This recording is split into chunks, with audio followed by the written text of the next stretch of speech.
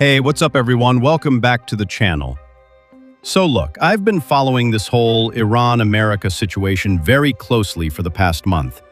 And honestly, the more I watch it, the more confused I get. And I don't think that confusion is my fault, because the people running this conflict on the American side don't seem to agree on what they're even doing. Today I want to break all of this down for you, clean and simple, just what's actually happening, what it means for you as an American, and where this whole thing might be headed. Grab your coffee and let's get into it. Alright, so let's start with the biggest story of the past few weeks that somehow isn't getting enough attention.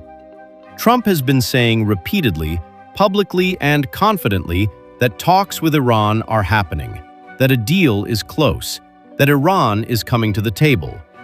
His exact words were something like, "They're begging us for a deal." Now, here's the problem.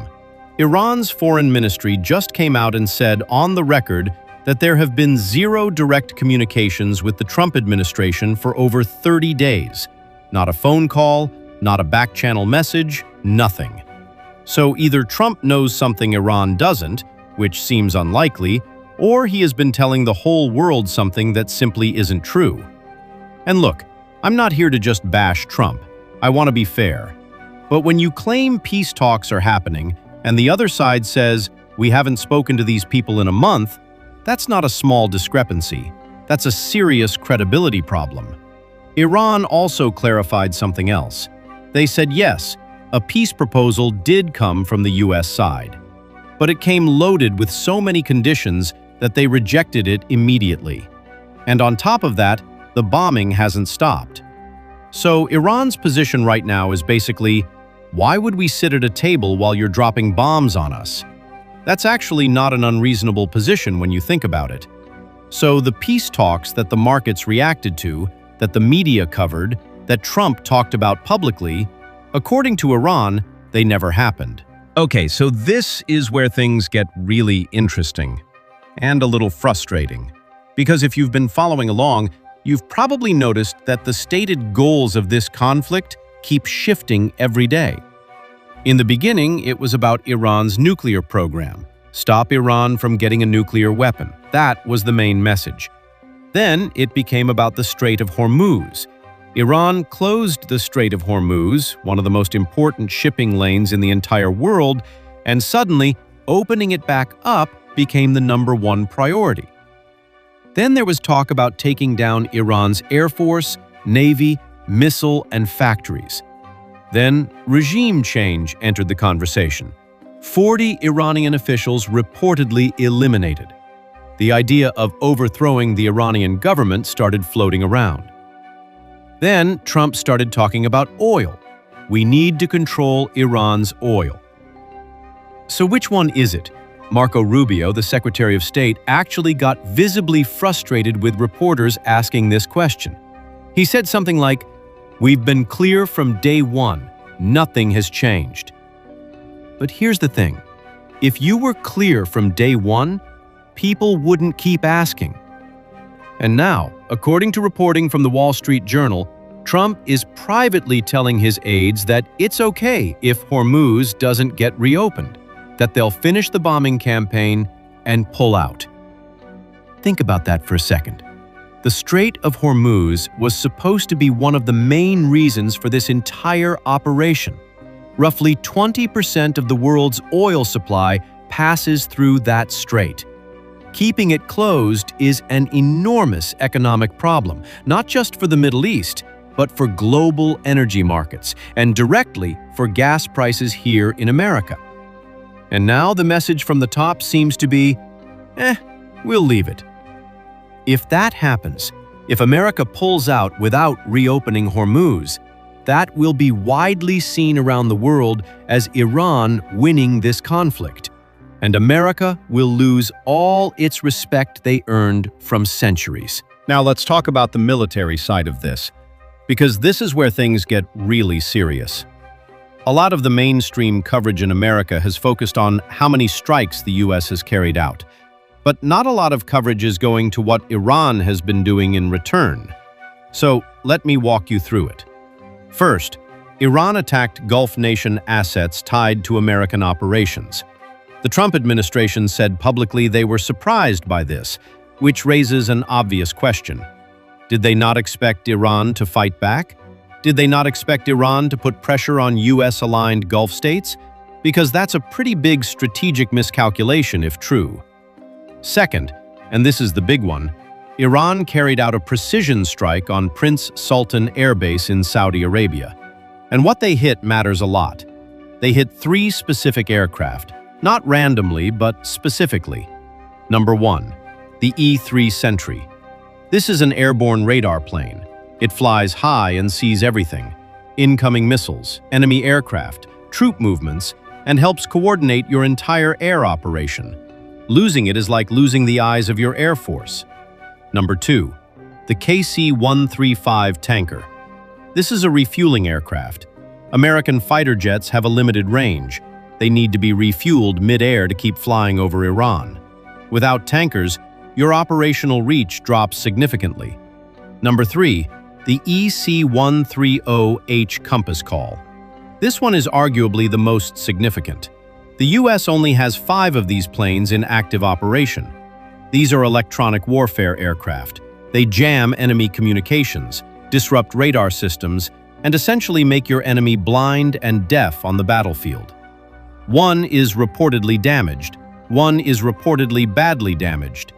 These aren't random hits. This was a targeted strategic strike designed to degrade America's ability to sustain air operations over Iran. And here's what makes this even more remarkable. It was carried out using Shahed drones, which cost around $20,000 each. Meanwhile, the planes they hit are worth hundreds of millions of dollars each, and some, like the EC-130H, simply cannot be quickly replaced. The production line doesn't exist at that scale anymore. This is why military analysts are saying the very nature of modern warfare is changing. A $20,000 drone taking out a $300 million strategic aircraft is a completely new equation. Okay, let's step back from the battlefield for a second and talk about the decision-making happening at the top, because this is where it gets almost hard to believe. You have 3 major figures running this from the American side: Trump, Marco Rubio, and Pete Hegseth, the defense secretary. And all 3 of them appear to have different goals. Trump wants a quick win. He wants headlines. He's already talking about literally sending soldiers into Iran with shovels to dig up uranium from nuclear sites that have been bombed. I'm not making that up. That was an actual statement from the President of the United States.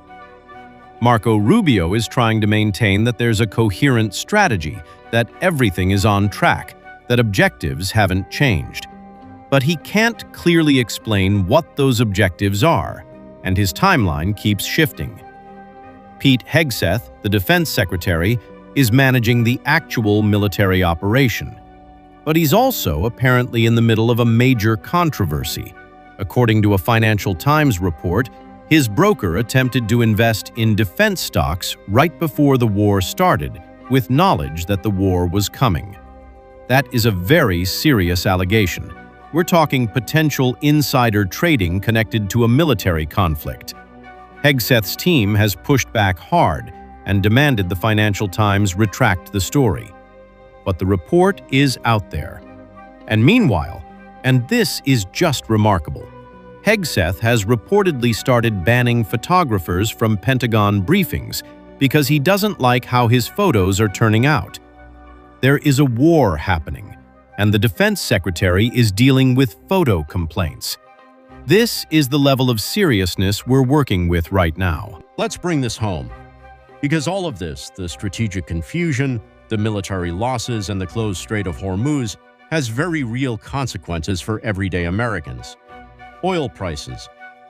Right now, oil is trading somewhere between $100 and $115 a barrel.